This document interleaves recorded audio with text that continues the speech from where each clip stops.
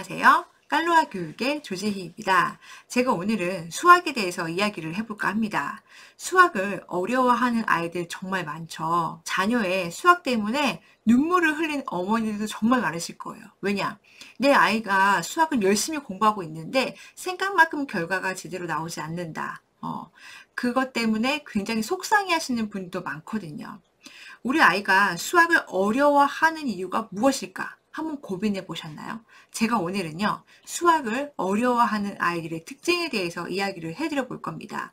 제가 다년간 컨설팅을 통해서 여러 학부모님들과 고학년 친구들 대면 상담한 결과를 토대로 이야기를 해드리는 것이니까 이 특징들을 보시고 이것과 반대로 하면 내 아이가 수학을 잘하고 좋아하는 아이가 되지 않을까라는 생각을 해봅니다. 자, 수학을 어려워하는 아이들의 특징 중에 바로 그 첫 번째는 뭐냐면요. 복습을 하지 않는다는 것입니다. 이 복습은 두 가지로 생각해 보시면 좋을 것 같아요. 바로 무엇이냐면 첫 번째는 선행을 하는 아이의 경우를 얘기해 볼게요. 선행을 하는 아이인데 예를 들어서 아이가 4학년이에요. 4학년인데 6학년 거, 중학교 거를 선행을 하고 있어요. 근데 이 아이는요. 나는 이미 4학년 거는 다 할 줄 알아. 다 할 줄 알아서 나는 그냥 6학년 중1 거만 그냥 쭉쭉쭉 진도만 나가면 돼라고 생각하는 경우가 있어요. 물론 초등학교 때까지만 하더라도 아이들이 그렇게 해도 잘 하긴 합니다. 왜냐면 초등에서 보는 시험들은요. 대부분 계산 문제가 많기 때문이에요.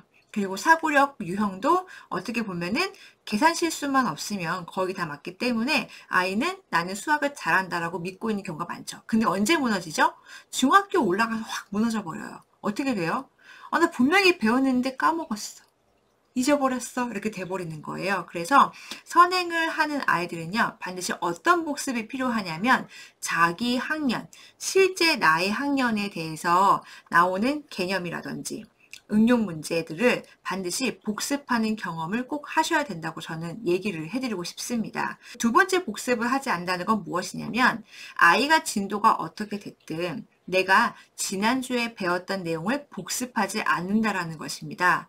대부분 아이들은요, 수학 공부를 할 때요, 무조건 진도만 빨리빨리 나가면 잘한다고 생각을 하고 있어요. 그리고 부모님께서도 아이가 내가 지난달에 배웠던 거를 다시 공부를 하는 것보다는 앞으로 배워야 할 것들을 쭉쭉 배우는 것에 조금 더 재미를 느낄 수 있고 뭔가 성취감이 있다고 생각할 수도 있거든요. 아, 내 아이 잘하고 있구나. 예를 들어서 아이가 중학교 3학년 거를 선행을 하고 있다가 갑자기 뭐 2학년 거나 1학년 거를 까먹어서 다시 돌아왔단 말이죠. 그러면 얘는 엄청 혼나는 거예요. 너 왜 했는데 까먹었어? 하면서. 그쵸? 바로 그렇기 때문에 아이가 사실은 복습을 해야 하는 상황인데도 불구하고 그냥 자신의 진도에 앞선 진도만 계속 나가는 경우가 있죠. 왜냐? 본인도 알아요. 다시 돌아가야 한다는 거 알고 있는데 다시 돌아간다면 우리 부모님이 나한테 또 뭐라고 할 수도 있고 또 그런 상황을 또 맞이한다는 게 좀 쉽진 않겠죠. 복습을 하지 않은 태도 이런 특징들이 있다는 거예요. 그래서 우리는 어떻게 해요? 반대로 잘하기 위해서는 복습을 꼭 해야 한다라고 생각하시면 좋을 것 같습니다. 자, 그리고 수학을 어려워하는 아이들의 바로 두 번째 특징은 숙제만 합니다. 선생님이든 부모님이든 내주는 숙제만 합니다. 자, 수학은요, 자기주도가 굉장히 중요한 과목 중에 하나예요. 그리고 공부의지, 자신의 공부의지가 너무너무 중요한데 정말 시켜서만 하는 공부는요, 이것은 제대로 된 공부가 아닐 수도 있습니다. 진정한 공부가 아니란 얘기예요. 그러면 숙제만 하는 게 아니라 숙제도 하고 나 자신만을 위한 공부도 필요하다는 것이 바로 수학입니다. 이것이 무엇을 말하냐면요. 보통은 학원을 다니거나 엄마표를 했을 때 여기서부터 여기까지 풀어. 오늘의 숙제야. 그럼 아이들은 어때요? 그 숙제를 빨리 끝내기 위해서 굉장히 급급합니다. 내가 오늘 해야 할 일이니까 급급해요. 그럼 그 다음에 다 했다 하고 어때요? 딱 책에 딱 덮어버리죠. 나만을 위한 공부 시간이 없었어요. 근데 수학은 그렇게 하면 안 되거든요. 숙제를 하다가 내가 이 부분은 정말 잘 모르겠는데 그럼 다시 한번 살펴봐야 하는 시간이 필요하고요. 내가 어제 풀었던 문제 중에서 잘 풀리지 않았던 것을 다시 꺼내어서 어제 공부했던 것 중에 방정식이 잘 풀리지 않았어. 그러면 오늘 다시 한번 해봐야지 하면서 숙제 외에 나의 부족한 부분을 채울 수 있는 공부 시간이 반드시 필요하다는 것입니다. 학원을 너무 많이 다니면 이런 시간이 당연히 없겠죠. 그리고 어떤 분들은 그런 경우가 있어요. 저희 아이는요, 학원 숙제만 하는 것도 벅차요라고 하는 분들도 계세요. 단호하게 이렇게 얘기해 드리고 싶습니다. 그 학원, 그 아이에게 맞지 않을 수 있다고. 네. 내 아이를 되게 버겁게 하잖아요. 그게 아니라 내 아이의 실력에 어떤 날개를 달아줄 수 있는 그런 디딤돌 역할을 잘 해줄 수 있는 그런 학원을 또 선택을 해야 하는 것이거든요. 그래서 숙제 외에 내 아이가 부족한 부분을 스스로 선택해서 공부해야 하는 시간이 반드시 있어야 한다는 거죠. 어떻게 보면 이 시간은요, 본인의 연구 시간이라고 보실 수도 있을 것 같아요. 나만의 연구 시간, 너무 중요하겠죠. 그래서 이때요, 저는 어떤 것을 좀 활용했으면 좋겠냐면, 오답 노트 만드는 것도 좋다는 생각이 들어요. 학원 숙제, 엄마 숙제 오답 노트 말고, 내가 생각하기에, 이 문제는 이렇게 풀었어야 해.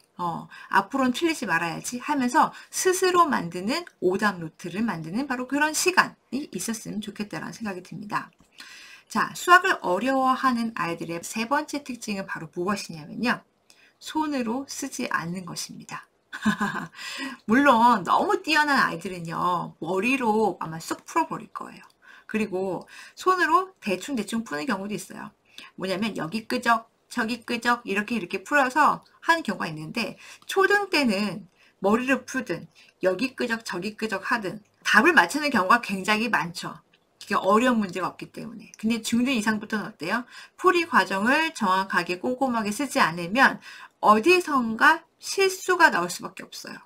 그렇기 때문에 풀이 과정을 꼼꼼하게 적는 연습, 깔끔하게 적는 연습이 필요하다는 거죠. 써서 문제를 풀이하는 그런 습관을 가지는 것이 굉장히 중요해요. 그러면 어떻게 해야 될까요? 수학 문제를 풀 때 반드시 수학 노트를 쓰셔야 된다는 겁니다. 처음에는 줄이 없는 수학 노트를 쓸 수 있을 거예요. 그러다가 이제 풀이 과정이 많아지면 수학에 줄이 있는 수학 노트를 적어 보시면 좋을 것 같고요. 이전 영상에 수학 노트에 대해서 영상이 있으니까 한번 찾아보셔도 좋겠다라는 생각이 들고요. 수학을 어려워하는 아이들의 바로 그 네 번째 특징은 또 무엇이냐면요. 메인 교재의 부재입니다. 이것이 뭐냐? 우리가 흔히 말하는 마스터 교재. 바로 내가 가장 메인으로 하고 있는 교재가 무엇이냐.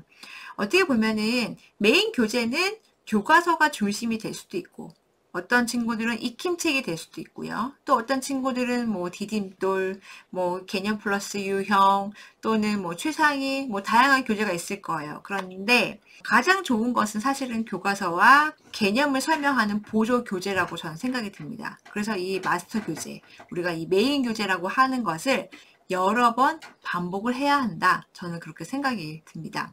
모르는 게 없어야죠. 특히 개념 부분에 있어서는. 그래서 이 메인 교재는 여러 번 아이들이 보고 활용할 수 있게끔 하는 것이 굉장히 중요하다라고 생각이 들어요.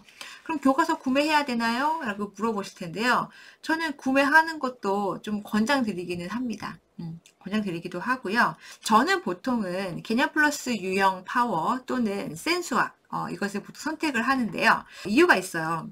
난이도별로 굉장히 잘 나눠져 있어요. 그래서 만약에 아이가 틀리는 부분이 있으면 그 부분을 다시 또 풀리게 하고 또 풀리게 하고 이렇게 하거든요. 그래서 보통 우리가 메인 교재는요. 저는 항상 2권을 구입을 해요. 그래서 처음 풀고 그 다음에 틀린 것에 대한 오답을 또 새로운 같은 문제집에서 다시 또 풀리거든요. 그리고 그 다음에 거기서 나오는 오답을 이제 오답 노트에 또 정리를 하게끔 합니다. 그러니까 최소한 2권 하는 거니까 어떻게 보면은 같은 문제집을 이제 한 3번 정도를 보게 하는 거죠. 이런 메인 교재, 제가 말하는 이런 마스터 교재는요. 유형서가 전 좋은 것 같더라고요. 다양한 유형의 문제를 접해보고 내 아이가 좀 힘들어하고 어려워하는 유형이 어떤 것인가를 파악하기 좀 좋죠. 수학을 어려워하는 아이들의 특징 중에 마지막 5번째인데요. 비법이 있다고 믿는 거예요. 자, 여러분, 우리 서점에 가시면요. 아직도 그런 책들이 많이 팔려요. 뭐뭐뭐 100일 안에 끝내기.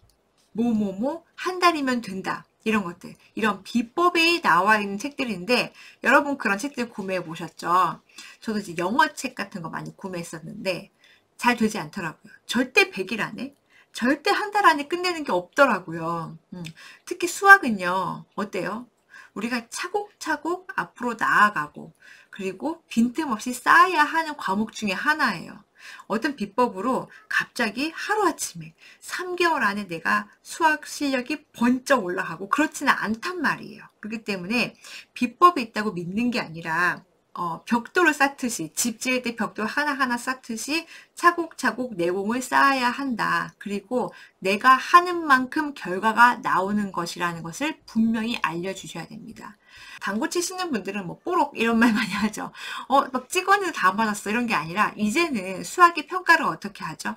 다 서술로 합니다. 그렇기 때문에 내가 아는 만큼, 내가 이해한 만큼 내가 풀어쓰고 그것을 평가받는 이제 그런 시대이기 때문에 그렇게 보실 수가 있을 것 같아요. 보통 이렇게 비법이 있다고 믿는 친구들은요. 내가 만약에 시험을 못 봤을 때 누구 탓을 많이 해요? 부모님 탓, 선생님 탓, 환경 탓을 굉장히 많이 합니다. 그러면 부모님들은 이런 생각을 해요. 내가 수학을 못해서 우리 아이가 수학을 못하나 봐. 절대 그것이 아니거든요. 그 다음에 우리 선생님이 잘 못 가르치나 보다. 그러면 우리 이 학원 다니지 말고 저 학원 넘기자. 아니면 과외를 하자. 이렇게 하는 경우도 있죠. 그 다음에 환경 탓. 우리 집은 너무 애가 많아서 내 아이가 공부할 시간이 없어. 갑자기 저희 집 얘기하는 것 같네요. 자, 뭔가 이런 환경 탓 또는 공부할 시간이 없다. 실은 관심만 있다면 시간은 쪼개어낼 수도 있거든요. 그렇기 때문에 저는 이 5가지 어려워하는 이유들, 그 특징들을요, 좀 반대로 생각해 보시면 좋겠다라는 조언을 좀 드려보고 싶습니다. 자, 그럼 정리를 해볼게요. 자, 그럼 어떻게 해야 되죠? 첫 번째, 복습은 필수다. 그쵸? 그리고 두 번째는 뭐죠? 자기만의 공부 시간이 꼭 있어야 한다는 거고요. 그리고 세 번째는 반드시 써서 풀어야 된다. 손으로 풀이 과정을 적자. 이렇게 하시면 될 것 같고요. 그리고 네 번째는 메인 교재. 메인 교재가 있어야 한다는 것입니다. 그리고 마지막으로 이제 비법을 믿지 않는 거죠. 누구의 탓을 하지 않는다라는 것입니다. 기본적인 거지만 알고만 있어도요. 수학을 어려워하지 않게끔 다가갈 수 있지 않을까라고 저는 믿어봅니다. 반드시 아이들이 잘 할 거라고 저는 생각합니다. 여러분께서 자녀에게 힘을 북돋아 주셨으면 좋겠습니다. 감사합니다.